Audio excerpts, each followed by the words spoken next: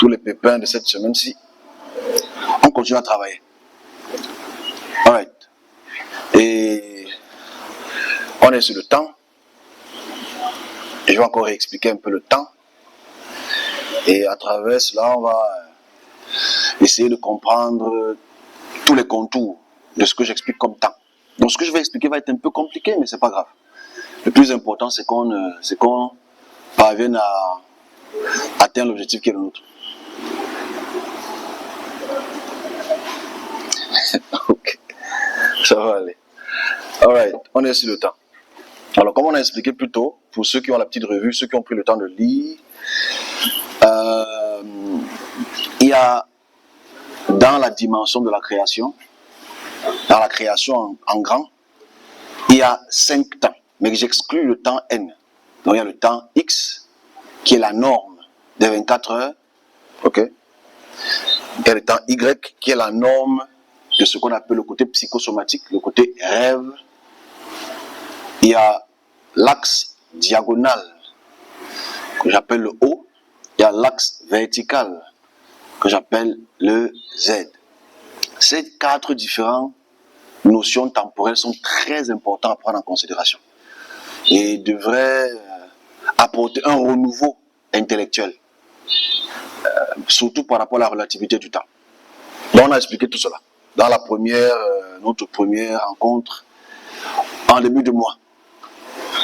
Et aujourd'hui, je veux aller un peu plus loin sur les inconcordances temporelles de la notion physique. Parce qu'on est sur le temps, hein, ok? C'est-à-dire, nous savons que nous avons 24 heures, tous. C'est-à-dire la rotation de la Terre sur elle-même et autour de son étoile qu'on appelle le Soleil nous donne le temps dans le temps. Parce qu'en réalité, la vraie question qu'on a à se poser, c'est est-ce que le temps change? Ou c'est le temps dans le temps qui change? C'est une bonne question. C'est-à-dire, est-ce que depuis que la Terre, est-ce que depuis que l'univers est en action, est-ce que les secondes ont varié?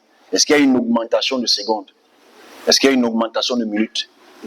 Ou ce sont les conditions de vie dans la création que nous appelons le temps change? Parce que nous vieillissons, mais est-ce que le temps change?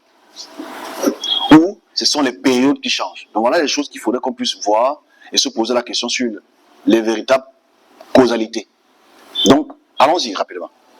Donc, comme on a vu les 5 axes, mais je mets l'axe N, c'est l'axe de la création, qu'on prendra un jour avec beaucoup de pertinence.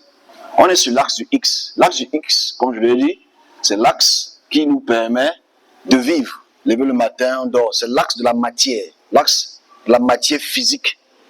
Toi, moi, les particules, les microbes, etc.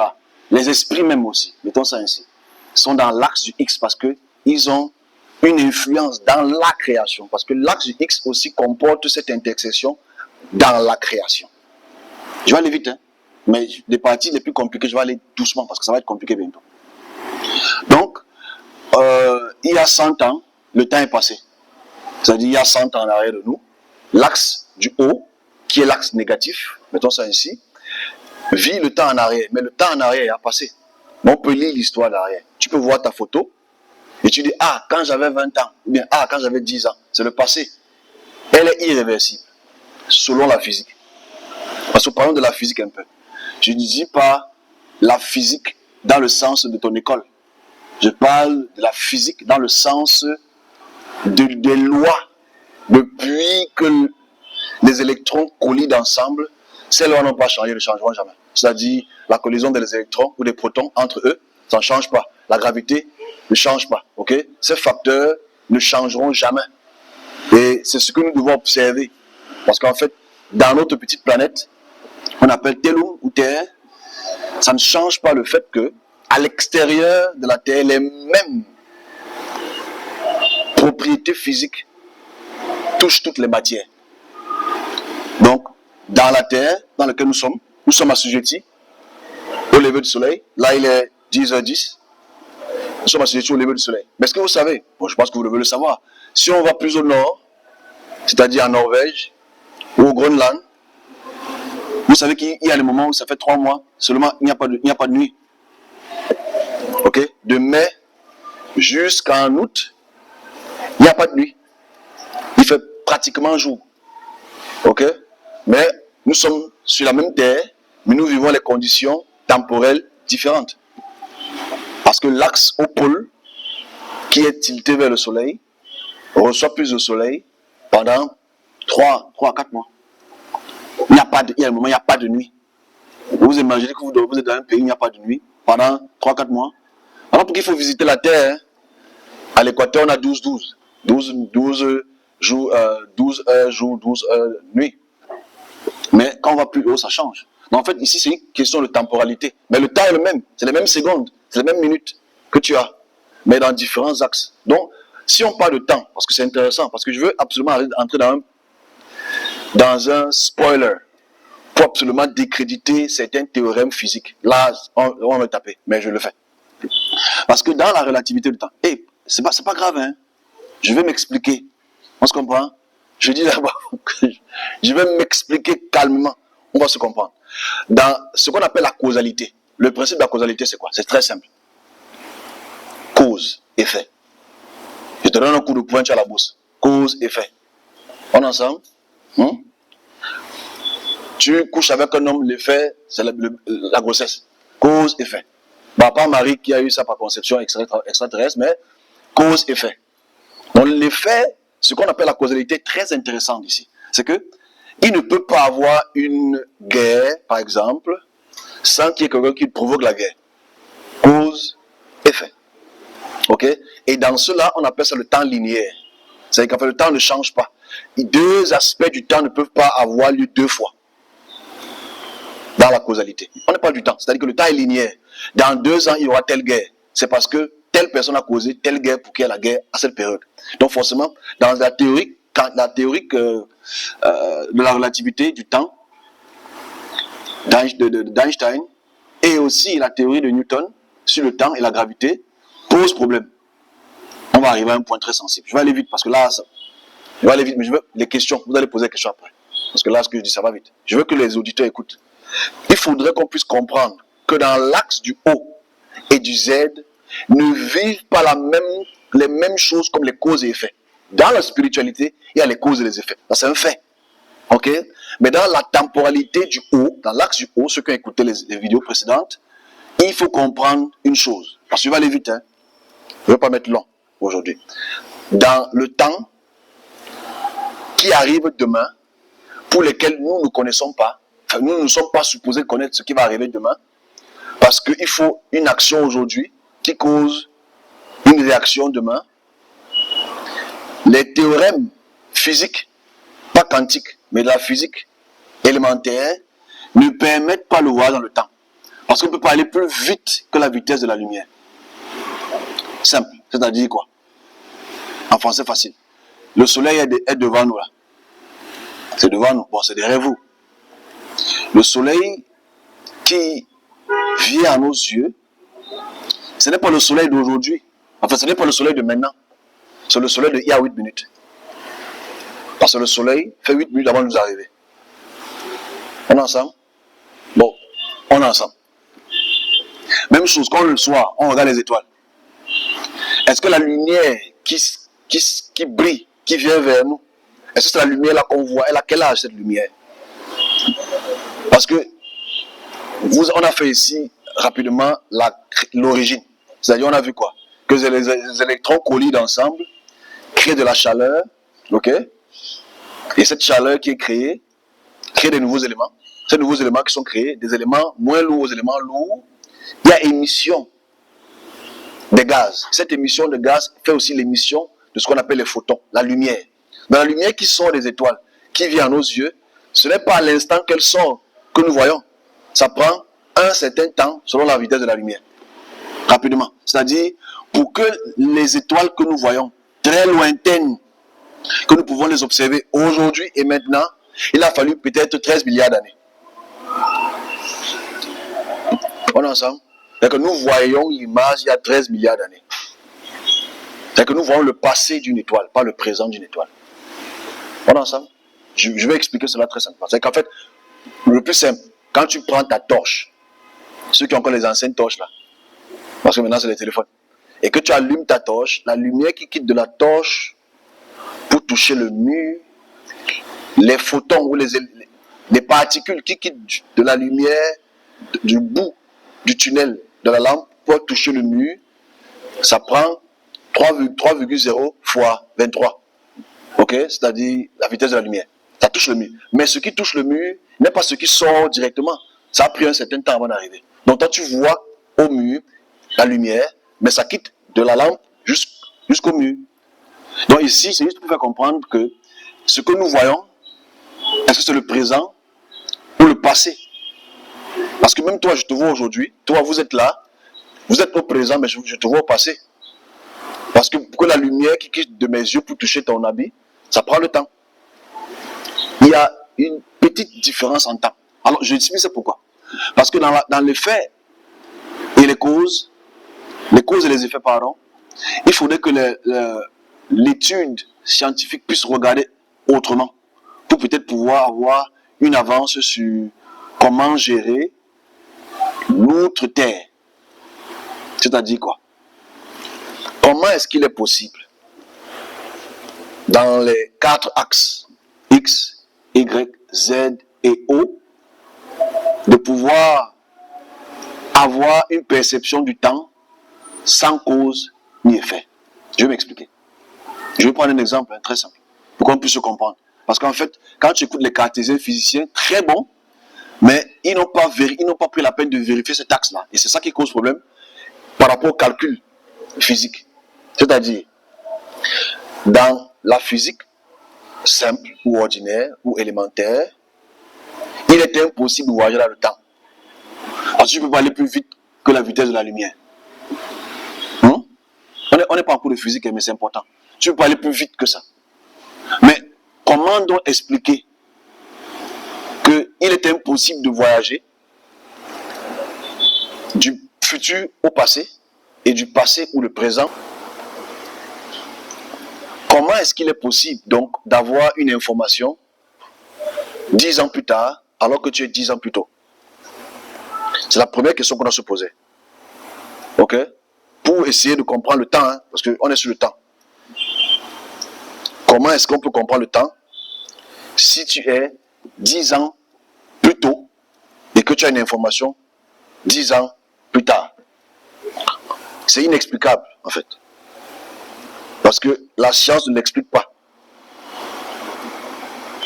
Ok, la science ne l'explique pas. Donc ici, on appelle ça, il y a eu des théorèmes qu'on appelle les tachyons. C'est-à-dire, il est important de savoir que l'information peut quitter de B à A, c'est-à-dire l'information en 2030 peut être arrivée, on peut voir l'information de 2030 en 2024. Vice versa. Mais physiquement, c'est impossible. Mais allons dans l'hypothèse, même si ce n'est pas une hypothèse pour moi, c'est une réalité, dans le temps. C'est-à-dire, comment est-ce qu'il est possible de quitter d'aujourd'hui à dans 5 ans sans bouger sur le temps? C'est la bonne question. Voilà pourquoi sur Facebook, j'ai déposé un document cette semaine-ci pour lequel je voudrais qu'on discute un peu. C'est-à-dire un scientifique russe qu'on appelle Mendeleïev. Alors Mendeleïev est un chimiste, physicien chimiste. Bon, est un chimiste russe. Très intéressant.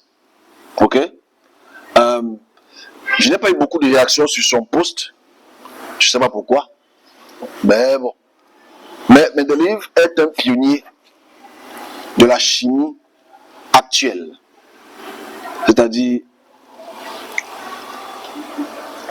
Mendeleïev est quelqu'un qui a apporté beaucoup d'innovation dans le monde de la chimie d'aujourd'hui. La chimie des éléments. Comme vous le savez, ce qu'on fait depuis ce mois-ci et le mois passé, quand on parle de l'explosion des électrons, des protons, et qu'un proton est égal à l'hélium, l'hydrogène, l'hélium, beryllium, tous ces éléments-là, il a fallu quelqu'un qui les classe à travers leur masse. Et c'était un problème qui a beaucoup duré pendant beaucoup de siècles. Ce scientifique russe dort et a une vision. C'est une vision très importante. J'ai posté ça sur Facebook pour que les gens puissent au moins lire.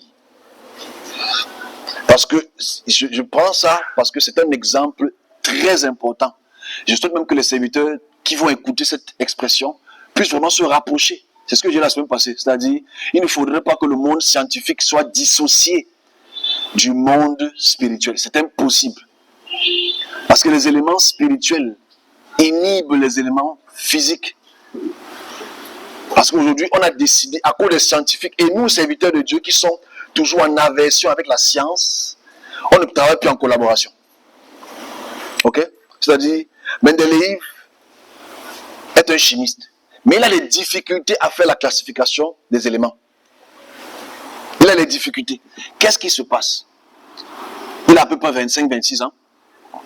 Il dort, il a une vision. Dans cette vision, il écrit en se réveillant tout ce qu'il a vu.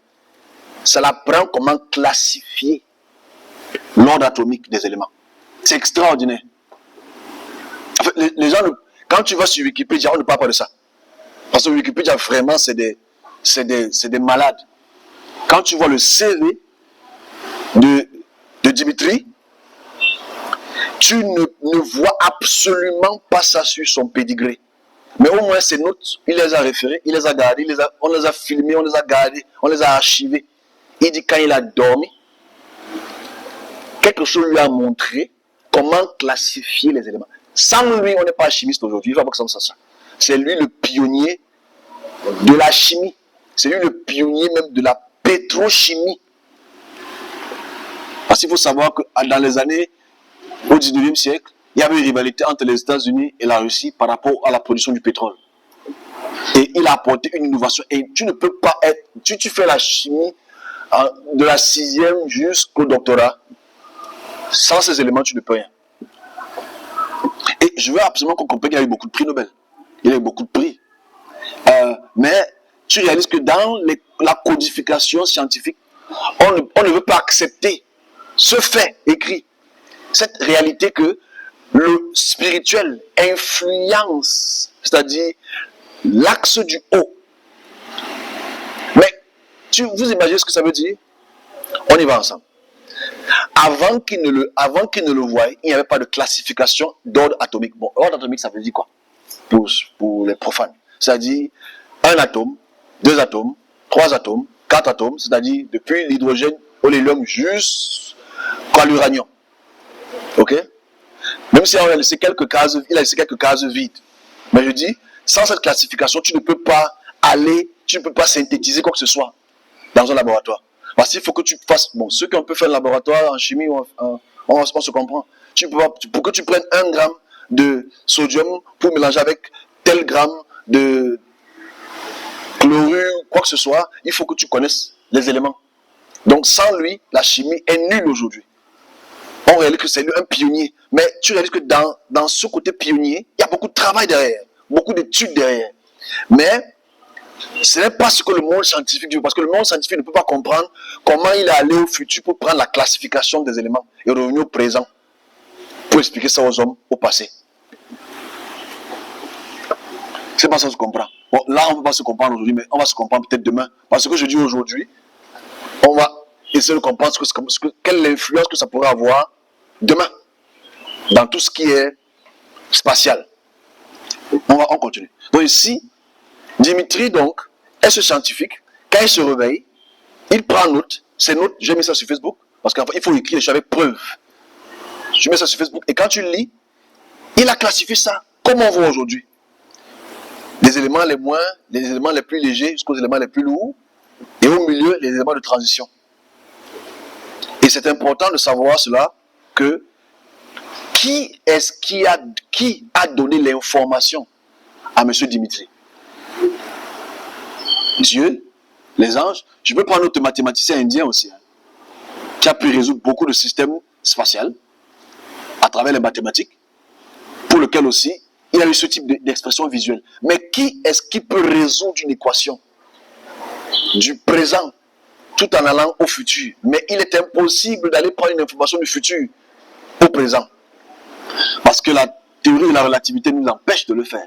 Alors, si je reviens à ce point, parce que en quelques minutes, je sais que ce que je dis là est assez boring pour beaucoup, mais c'est mon devoir de dire certaines choses qui sont boring avant que les uns les autres arrivent. Sinon, je vais me trouver en train de parler tout seul. Bon. Aujourd'hui, mais c'est pas grave. Le plus important, c'est de dire une chose. Dans les 4 axes, il faudrait que les scientifiques puissent comprendre qu'il y a un chemin pour lequel l'immatériel a l'autorité d'aller à travers le temps. 1. Pour rectifier les événements du temps futur. C'est la première chose qu'il faut d'abord connoter. Je suis passé dans les visions parce qu'en fait, le mot vision pour moi est une aberration. Moi, je l'utilise parce que c'est le langage commun. On a dit, j'ai une vision, j'ai eu un rêve. C'est un mauvais langage pour moi. Il faudrait qu'on évolue ce langage, qu'on le modifie ce langage. Parce qu'en fait, le mot vision n'est pas adéquat. Parce que quelqu'un qui a la capacité, parce que j'ai écouté un très bon scientifique, que j'aime beaucoup, qui a absolument fait une chose extraordinaire il y a 20 ans. C'est lui qui a éliminé Pluton comme planète, comme 9e planète. Ça s'appelle Neil deGrasse. C'est lui, à travers ses calculs, il a pu éliminer la planète Pluton comme 9e planète. Vous savez, ce qu'on peut faire à l'école primaire, on a fait comme on a 9 planètes. C'est lui, Neil deGrasse, qui a, avec ses calculs, démontré que son système gravitationnel ne peut pas être une 9e planète, que ce n'est qu'une exoplanète, ou une dwarf, une petite planète. Alors ici, dans sa discussion, il est clair dessus. Vu qu'il est naturellement cartésien, il dit qu'il est impossible de voyager dans le temps. Même si la physique quantique te fait comprendre la dualité du temps, mais il est impossible. C'est sûrement un déjà-vu. Mais un déjà-vu ne peut pas être un déjà-vu quand c'est déjà vu, parce que le temps ne peut pas être identique. Mais il est impossible de comprendre le fait que toi, tu peux aller voir l'assassinat de Donald Trump, tu reviens au présent, 8 ans après, c'est les mêmes effets. Comment ça s'explique? Et ce n'est pas qu'une seule chose. C'est des milliers de choses pour lesquelles certaines personnes ont la capacité de plier le temps et d'entrer dans un temps, mais pour des choses très spécifiques.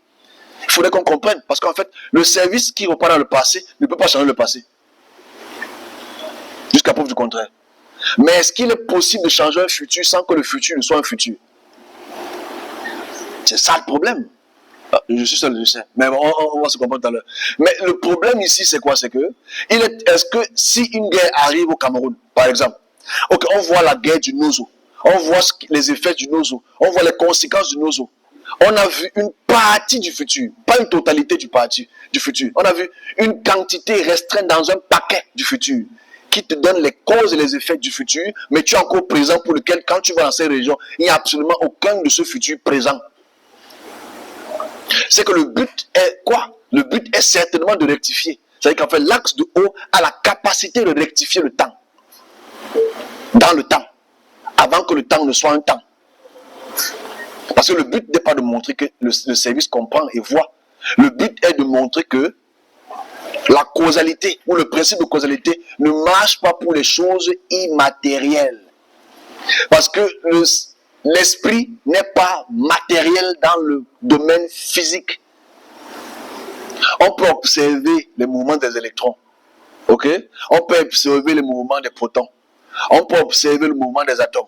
On peut observer les mouvements des molécules. On peut observer les mouvements des eucaryotes, des prokaryotes, des cellules. On peut observer le mouvement de notre ADN. Ok? Ça fait partie de ce qui est dans la création. On peut observer la gravité. Ok? C'est-à-dire, aujourd'hui, pour la plupart de nous, à cause de notre poids, si on saute, on va très vite, on va atterrir. Ok? Faites le sport, s'il vous plaît. Merci beaucoup. J'ai passé un message. Donc ici, naturellement, si tu sors de notre atmosphère, et on réalise qu'il y a des parties pour lesquelles, quand on tombe sous la gravité, on appelle ça apesanteur. Ok? Je pense qu'il faut qu'on rectifie cela, parce que c'est pas vraiment ça. On parlera de ça une prochaine fois. Revenons sur le temps. Je ne veux pas appeler le temps. Parce que le temps est précieux. Pourtant, c'est le même temps demain. Si on revient donc sur l'effet du temps et payer le temps, les scientifiques devraient se pencher scientifiquement et se poser la bonne question, comment est-ce que quelqu'un peut quitter et aller dans un temps du futur tout en restant au présent, ou aller dans un temps du passé tout en restant au présent. Mais le plus important, c'est comment est-ce qu'il peut aller au futur dans un temps spécifique, à une heure spécifique, et même influencer le futur avant que le futur ne soit futur. On parle du temps. Franchement, c'est très précieux. Si l'homme se penche dessus, il est possible de régler les problèmes dans le temps. Mais le problème ici, c'est que ce sont des cartésiens qui décident la relativité du temps. Parce qu'en fait, oui, le temps est relatif. Parce que le temps dans Y, c'est-à-dire l'axe psychosomatique, ou l'axe où on est en sommeil, ou l'axe où les particules du corps ne peuvent pas traverser une vitesse plus que la lumière, mais ce que vous appelez esprit a la capacité de traverser les âges.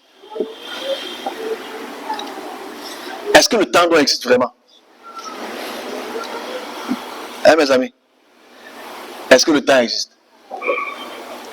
Je sais que je dis là, si tu es capable de voyager 10 ans plus tard, mais tu es à l'instant présent, est-ce que le temps existe?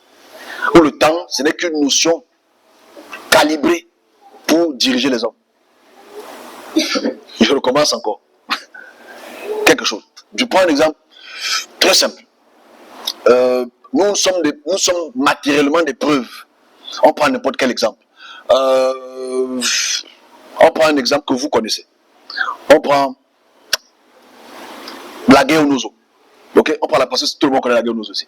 On ne veut pas parler des choses qui sont. On prend la guerre aux Nozo comme exemple. Je vais même prendre l'exemple parce que ça tombe bien. On prend le coup d'État qu'il y a eu il y a 1 an au Gabon. Ok? Il y a 1 an au Gabon. Comment est-ce qu'il est possible que 7 ans avant, tu vois exactement ce qui se passera au palais, exactement ce qui se passera au palais, et les effets sur le palais, et de voir comment on va mettre M. Ali Bongo hors, et qu'il y aura un coup d'État. Pourtant, il a encore au pouvoir et le peuple l'aime encore. Laissons la causalité. Parce que dans tous les pays, disons, africains, il y a le dysfonctionnement politique. Ok? Mais tout dysfonctionnement politique n'a même pas un coup d'État. Parce que je veux faire un disclosure. Oh non, non. Tout dysfonctionnement politique, il n'y a pas de coup d'État au Sénégal. Que ce soit clair. Mais il y a un dysfonctionnement avec Macky Sall et le précédent. Ok? Il n'y a pas de coup d'État au Cameroun qui a réussi.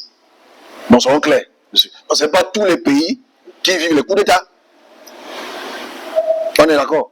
Que ce soit physique ou institutionnel. Donc ici, comment est-ce qu'il est possible que 6 ans avant, 5 ans avant, 3 ans avant, et 1 an jour pour jour, on prévient un pays d'une situation, d'un coup d'État qui aura lieu, et expliquer les causes et les effets, avant que les causes et les effets ne soient des causes et les effets, pour rectifier peut-être quelque chose.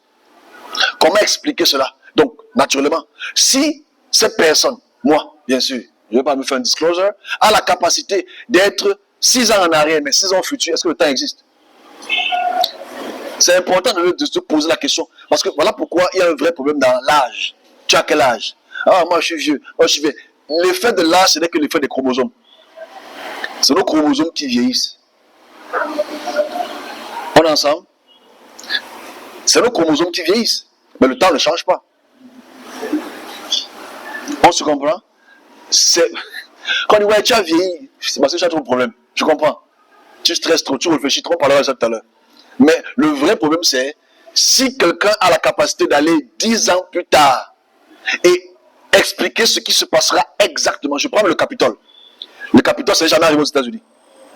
Quand je vois l'histoire du Capitole, je vois ça en 2015, en août 2015. Je vois ça le 16 ou le 17 août 2015. Et je vois comment le Capitole va être. Il y aura un assaut au Capitole et les gens vont sortir en courant. Ça a eu lieu. Ça a eu lieu en 2021. Janvier 2021. Ça a pris combien de temps? 6 ans.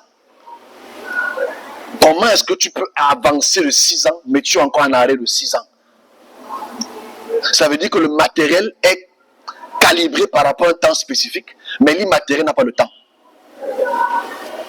Et c'est là où il faut qu'on comprenne dans l'immatériel. Quand on va faire le mois prochain, parce que le mois prochain, on va recommencer la frontière de la création. Je vais entrer dans les détails de ce temps sans le temps. Parce que celui qui a le temps sans le temps prévoit le temps dans le temps. Et peut rectifier le temps dans le temps. Je vais m'expliquer, je vais voir les questions. Le temps que les gens viennent pour les prières. Parce que les gens attendent toujours midi 30 là. Que le gars a fini d'avoir son grand discours. Je vous aime comme ça. Vous allez mourir intelligent. Donc ici, dans cela, il faut qu'on puisse donc remettre ça devant. Parce que M. Nel de Grâce, comme je disais tout à l'heure, lui ne croit pas à ça. Il dit, pour que cette personne, il faut que ça soit scientifiquement prouvé. C'est qu'en fait, M. Yves Justin et mes collègues, parce qu'on n'est plus pas seuls, devront prouver. Parce que pour une loi physique, dans la création, ça ne va pas se répéter une seule fois. Ça va se répéter constamment. Ok? C'est-à-dire, prends un exemple. Si tu prends le sucre, tu mets ça dans le lot. La cause et l'effet, c'est que même si tu vas dans n'importe quel lieu sur Terre, le sucre va dissoudre. Ça, c'est une loi physique. Pris comme tu veux, c'est ton problème.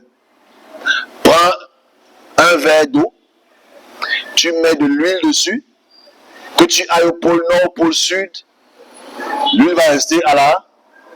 Même mes enfants la connaissent. Surface. Ça, c'est une loi physique de la densité. Donc, naturellement, sur chaque aire géographique, quand quelque chose est déjà une preuve dans la matérialisation, elle doit être prouvée dans chaque instant, dans chaque paramètre, dans chaque instant du globe. Mais il faudrait que nous, les serviteurs de Dieu, on puisse s'asseoir et dire, voilà une cause, avant la cause, et voilà l'effet après la cause, sans que la cause n'ait eu lieu. Voilà donc la cause après la cause, scientifiquement, pas une fois, mais 1000 fois. Parce que si on peut le reproduire 1000 fois, ça ne devient plus empirique, ça devient scientifique. Et donc forcément, ça devient scientifique. On a le droit de s'asseoir avec les scientifiques et débattre de comment le monde doit avancer. Est-ce qu'on est ensemble? Tu sais que par le sommet, on va se comprendre au futur. Je fais un travail énorme parce que les gens disent, oh, monsieur Yves, si tu nous déranges, ouais.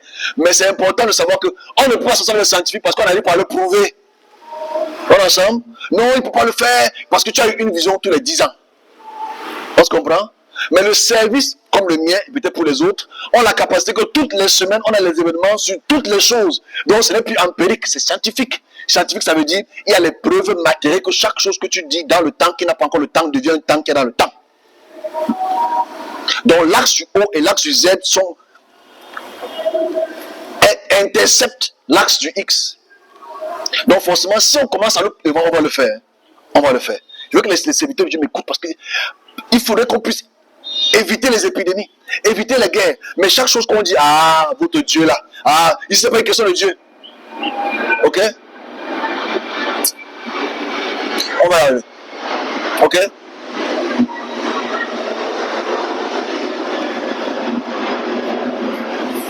Ici, ce n'est pas une question de Dieu. Ici, ce n'est pas une question de Dieu. C'est une question du devoir. Comme un scientifique a découvert la gravité, comme Dimitri Mendeleïev a découvert la table des éléments. Le service aussi a le devoir, dans le temps, d'expliquer le temps avant le temps. On a la capacité immatérielle.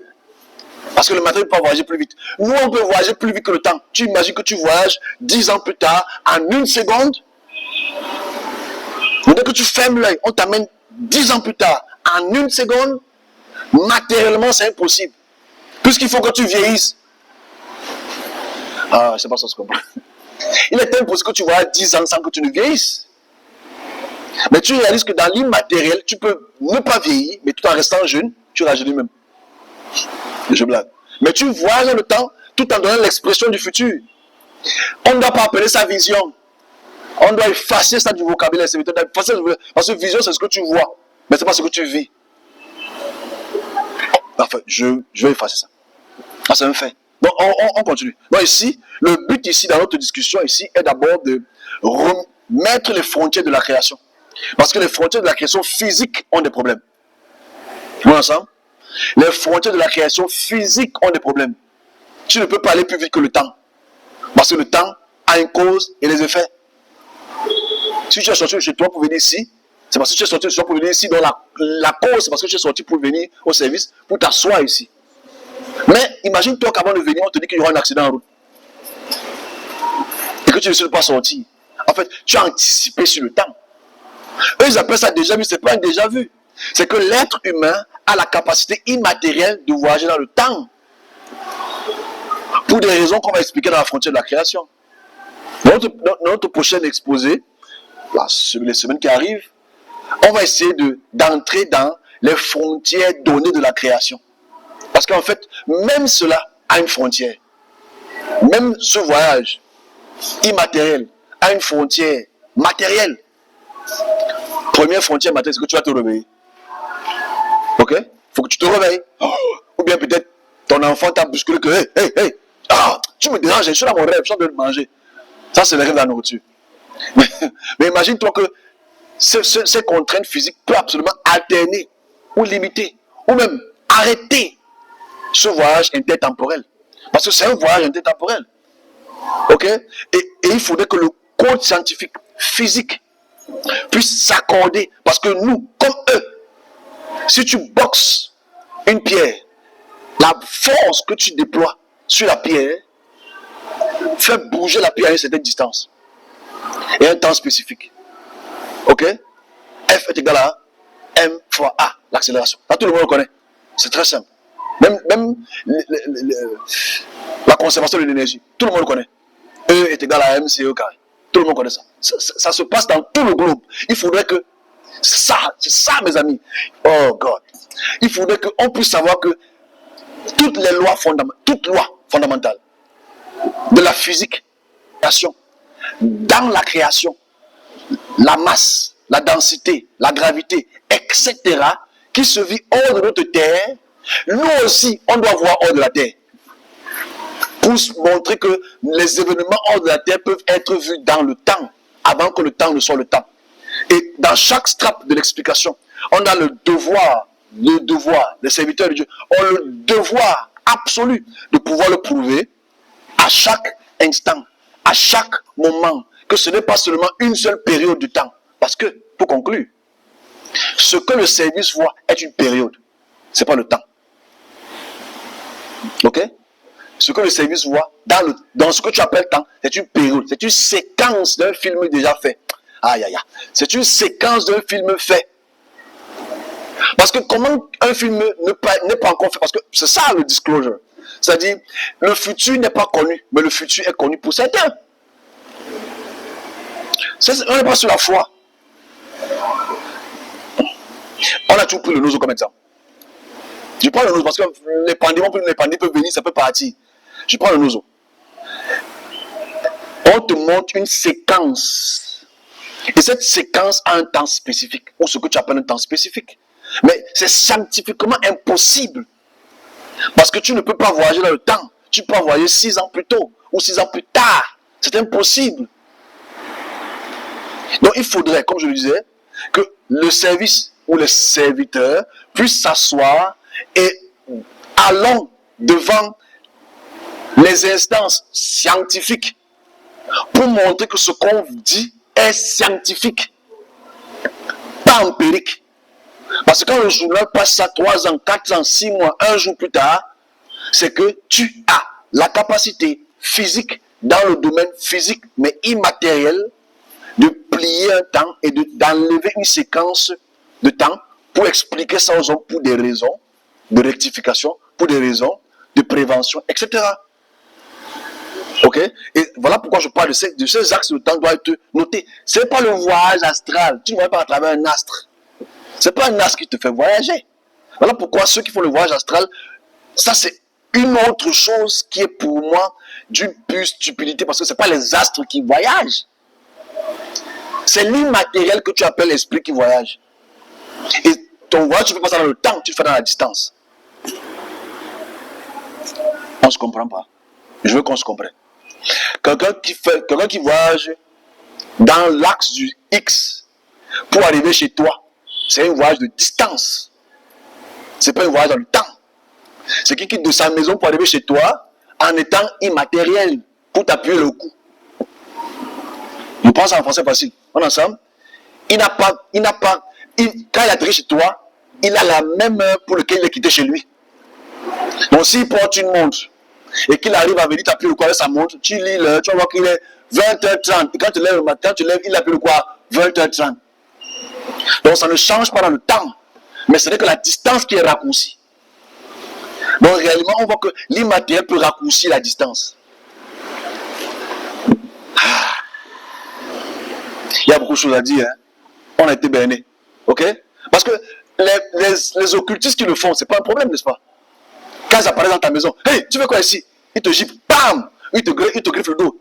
Ah oui, il a juste réduit la distance, il n'a pas réduit le temps. On est d'accord? Mais le service dans l'axe du haut a la capacité de faire les deux. T'as te giflé au futur. On revient sur le passé. En fait, a la capacité de plier le temps et la distance. Ça veut dire, il peut aller en Chine et voir les événements de la Chine et revient au présent pour expliquer les événements du futur de la Chine. Il a plié le temps et la distance. Et naturellement, si on parle de ça, ceux qui ont pu faire la science, je pense que vous êtes des scientifiques ici, quand on parle de temps, quand on parle de distance et temps, c'est quoi? Distance et temps. Bon, M et S. M mètres, S secondes. Vitesse. Pas de la vitesse. Ok? Ça veut dire que l'immatériel a une vitesse qui dépasse la vitesse de la lumière. J'ai conclu. On va se comprendre au futur. Revenons à ça. Ceux qui ont fait un peu de physique, on va se comprendre. Mais ceux qui m'écoutent ont fait la physique, ils vont vite me comprendre. Il est difficile de payer le temps. Pour que tu quittes d'ici, pour aller à Nubel, il faut que tu marches. Ça te prendra 10 minutes. Pour les plus rapides que les moulins comme moi, ça prend 5 minutes. C'est rassis. C'est mon... comme ça. Ok? Mais spirituellement, le soir chez toi, le voisin qui est sorcier, ou que tu appelles sorcier, mais qui a la capacité immatérielle de bouger, a la capacité de plier la distance. C'est-à-dire qu'il atterrit chez toi sans passer par le chemin normal. C'est-à-dire qu'il ne prend pas la route. Mais qui de chez lui, il arrive chez toi, il a plié la distance, il a fait un contournement dans le temps, dans la distance juste, pas le temps. Parce que s'il fait 5 minutes pour arriver, il va faire tout 5 minutes pour arriver. On est d'accord? Il a atterri dans ta chambre, mais dans cette distance qu'il est plié, il est encore chez lui. Parce que son corps, son corps physique est sur le lit. Mais son corps immatériel est sur ton cou. Are we together? Il a juste plié pas le temps, mais la distance. Il a réduit la distance. Est-ce qu'on est ensemble? C'est comme si je parle seul. Il a juste la capacité de plier la distance, pas le temps. Parce que le temps est l'heure s'il est camerounais. Et il est à Logbesu. Toi, tu es à Bali. Il est 10h20 chez tout le monde. On a le même fuseau horaire, la longitude. On est ensemble? Donc le temps n'a pas changé. C'est la distance qui a souvent réduit. Parce qu'il est chez lui, en même temps il est chez toi. On est ensemble? Ça c'est un grand écart. Faites pas ça chez vous. Ok? Mais le service a la capacité de plier la distance. Parce que comme je l'ai dit, quand tu prends ton taxi pour aller à Bali, la vitesse de la voiture c'est peut-être 20 km par heure. Ok? 20 mètres par seconde. Ok? 20 km par heure. 20 km par seconde. Pour arriver. Ok?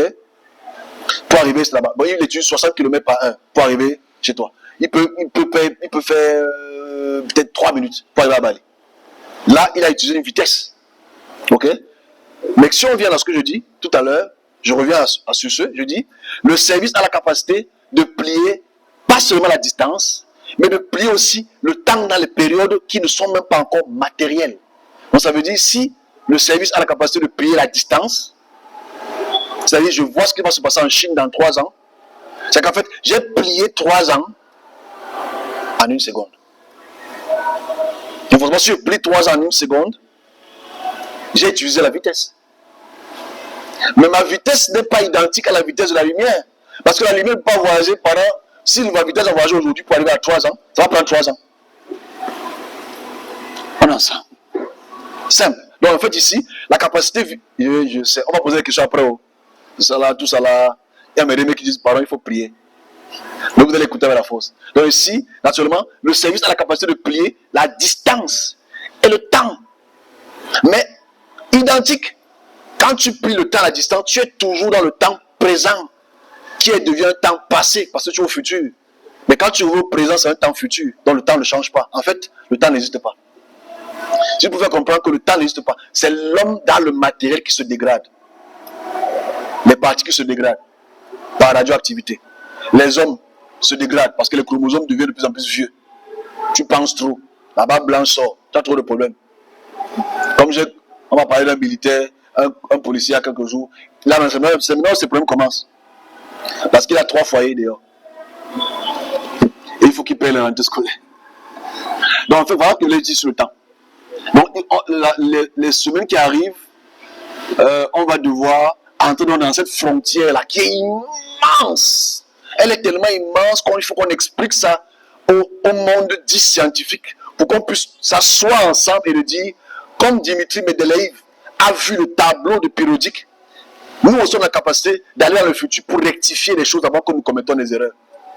Et que ce n'est pas empirique, ce n'est pas une fois qu'on le voit, toutes les semaines, tous les jours, tous les ans. Ça fait 10 ans que je dis les choses. Et je ne suis pas le seul. Et forcément, chaque chose que je dis, c'est un événement dans le temps qui n'était pas encore le temps quand je le disais avant le temps. Donc voilà pourquoi il est important de spécifier ce facteur-là et de s'accorder scientifiquement qu'on peut prévenir des épidémies, on peut prévenir des guerres, on peut prévenir plein de choses. Parce que même si la cause et effet est derrière spirituel, on peut prévenir la cause du spirituel avant que le spirituel ne fasse une cause. C'est ce que le physique ne peut jamais faire. Je m'explique. On va faire ça la prochaine fois. C'est-à-dire, avant que l'esprit ne sorte de sa maison pour te taper. Je pense ça dans le sens microscopique. C'est-à-dire, avant que ton voisin qui veut venir te donner la nourriture la nuit, ok, qui veut faire une cause dans ton corps, avant qu'il ne pose l'action de prendre quelque chose et te donner ça spirituellement, le spirituel ou le service a la capacité d'anticiper ce qu'il veut faire avant qu'il ne le fasse. Ok? Donc tu voyages pas seulement dans le temps, mais dans l'esprit. Ça, c'est encore notre spécificité en fait. C'est qu'en fait, tu as la capacité d'entrer dans ce qu'il pense et de prévenir ce qu'il pense avant qu'il ne pense ce qu'il pense.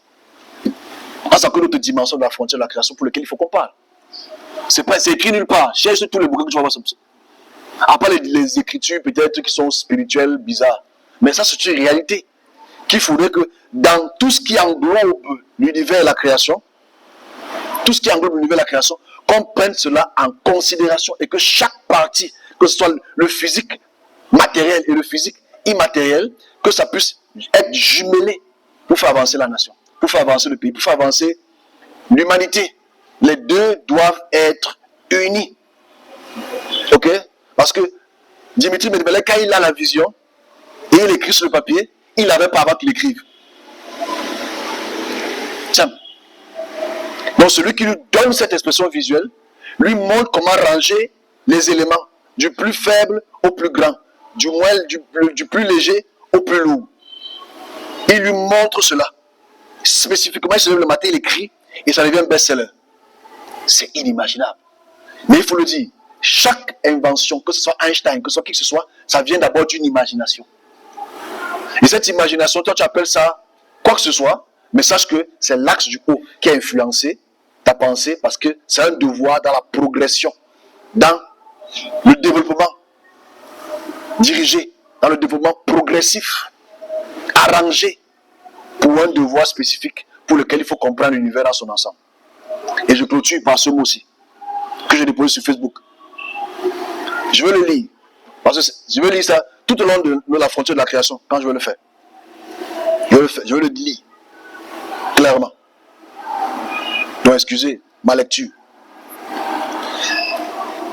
Qui est sage?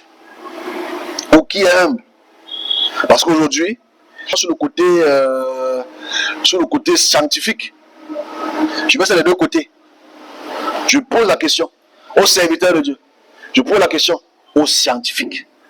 Avec ce que je vais le démontrer là, je peux le démontrer. On peut s'asseoir là pendant 4 heures. Je te montre pas depuis 2016 qu'aujourd'hui. Cause et effet. Je dis, qui est plus humble? Scientifique, religieux, serviteur. L'homme qui regarde l'univers avec un esprit ouvert et accepte tout ce qu'il nous apprend. C'est que je suis en train de vous apprendre quelque chose. Et je montre les faits, les causes et les effets qui ne sont même pas débattables. Ou celui qui dit que tout ce qui est dit dans ce livre, un livre de chimie, un livre de physique, un livre religieux, un livre ésotérique, doit être considéré comme la vérité littérale. Ça veut dire que toi tu lis la Bible c'est comme ça, c'est tout, c'est là. Le Coran c'est comme ça. Non, non, non, non, non, non, non. C'est que tu n'es pas un homme humble. Parce que l'humilité veut dire que ce que tu vois là, 1 plus 1 te donne 2. C'est 2. Si tu as toujours dit que c'est 0, tu as tort. Humilie-toi et accepte ce que l'univers nous montre. C'est ce qu'on appelle l'humilité. Parce qu'on aime les chrétiens ne sont pas humbles. Les chrétiens c'est les plus hautains sur terre parce qu'ils pensent qu'ils connaissent tout. Alors qu'ils ne connaissent rien. Les juifs ne connaissent rien. Parce qu'ils n'ont pas l'humilité d'observer la nature et de voir comment elle progresse, comment elle évolue, comment elle change. On dit qu'on est humble, tu n'es pas humble, mon ami serviteur de Dieu. Tu n'es pas humble scientifique. Un scientifique doit dire, ok, monsieur Yves, est-ce que tu peux prouver ce que tu dis? Et si je te prouve ce que je dis, ça devient scientifiquement réel. Et ça devient scientifiquement réel, on n'est pas dans le débat, on se dit, comment on peut travailler ensemble pour que ça puisse être bénéfique pour la population. Donc je dis, qui est le plus humble entre le serviteur de Dieu? Qui n'est pas humble parce qu'il dit que la Bible c'est tout. Entre le scientifique qui dit que oh, les serviteurs de Dieu c'est les faux, c'est les bandits. Vous n'êtes pas humbles tous les deux. Tous les deux, vous n'êtes pas humbles. Parce que celui qui est humble, c'est celui qui a la capacité d'observer et de regarder l'univers. L'univers, c'est l'ensemble de la création. Avec un esprit ouvert. Et de se dire, ah, ça c'est une caméra. Ça c'est le monsieur qui est en noir. Ça c'est pas le bleu. Ça c'est le noir. Parce que c'est une preuve physique. Ou celui qui dit que tout ce qui est dit dans ce livre doit être considéré comme la vérité littérale. Et c'est ce type de discussion que tu as. On te montre les ossements crâniens des Néandertals jusqu'au Sapiens 1 ou Sapiens 2. Ah, c'est faux, c'est faux, c'est faux. Parce que la Bible a dit, Adam, tu réalises qu'en fait, tu ne veux pas regarder l'univers dans son ensemble. Tu veux regarder l'univers à travers un texte. Même chose pour eux.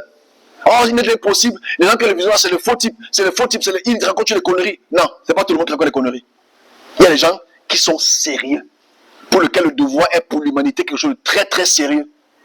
Et il faudrait que, à travers cette expression-ci là, qu'ils puissent savoir que nous sommes très sérieux. Parce qu'on a aussi un devoir comme eux, dans le domaine physique, d'apporter une amélioration du quotidien des hommes. Donc soyez humbles, les scientifiques. Soyez humbles, les serviteurs. Parce que si ce que tu lis n'est plus d'actualité, accepte que ce n'est plus d'actualité. N'essaie pas de te cantonner dessus. Attrapez ça avec orgueil et dire, ah, c'est pas possible parce que c'est la parole de Dieu. Parce que c'est la parole de Mohamed. Si c'est dépassé, c'est dépassé. Parce que l'univers progresse et évolue. On doit accepter ce qui est devant nous. Et de voir les progressions. Si ça ne marche pas, c'est que c'est fini. C'est que c'est mort. Vous savez ce qui s'est passé entre la théorie de Newton et celle d'Einstein? Il a carrément éliminé une grosse partie de la conception de la masse et de l'accélération et la force à cause de la gravité et le trou noir. Il a éliminé ça. On a refusé pendant des années. Aujourd'hui, tu peux pas vivre sans ça. Aujourd'hui, sans Newton, sans Einstein, tu n'es rien. Mais il a fallu avoir un esprit ouvert pour regarder les choses en face. Il fait les calculs en face. Parce qu'à travers ce message-ci, il y a un message très important que je clôture, que j'ai reçu en 2018, le 1er février. Je ne le donne pas encore. Qui est aussi venu, comme Medvedev là. C'était écrit. Je ne le donne pas encore pour aujourd'hui. Mais je dis, il faut qu'on se prépare au changement. Je m'arrête là.